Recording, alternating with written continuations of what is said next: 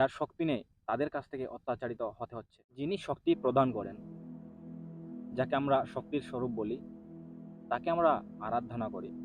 এবং কি সনাতন ধর্মের সবথেকে বড় পূজা হচ্ছে দুর্গা পূজা। আমরা শক্তির স্বরূপ মা দুর্গাকে পূজা করার পরেও কেন আমরা আজকে যার শক্তি নেই তাদের কাছ থেকে অত্যাচারিত হতে হচ্ছে?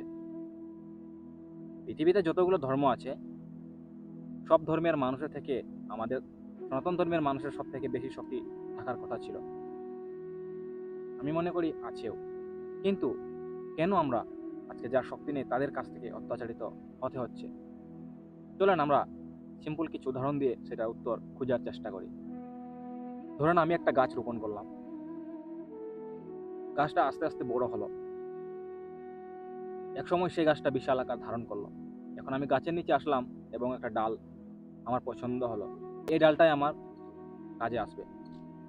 আচ্ছা, আপনি কি কখনো সেটা উপলব্ধি করেছেন যে আমার গাছটা লাগিয়ে এত বছর হয়ে গেছে, কিন্তু আমি আজ পর্যন্ত সে ডালটার কোনো পরিচর্যা করলাম না। পরিচর্যা করেছিলাম আমি গাছের গুঁড়িতে, আর গাছের গুঁড়িতে পরিচর্যা করার কারণে আজকে ডালটা এত সুন্দর হয়েছে যেটা আমার এখন কাজের উপযোগী।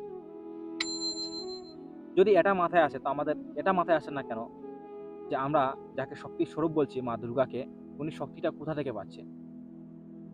আর উনাকেও তোকে পরিচালনা করছে, আর সেটা হচ্ছে পরমেশ্বর ভগবান শ্রীকৃষ্ণ।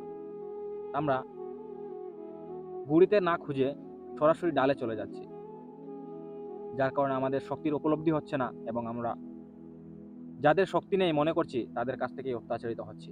কবে আমরা জানবো যে আসলে গুঁড়ি থেকেই আমাদের শক্তিটা প্রয়োজন? আর যখনই আমরা সে গুঁড়িতে আত্মসমর্পণ করব, তখনই আমরা সে শক্তি উপলব্ধি করতে পারবো, আর আমাদের সাধারণত কেউ অত্যাচার করতে পারবে না, আমাদের কেউ কটু কথা বলতে পারবে না। হরে কৃষ্ণ।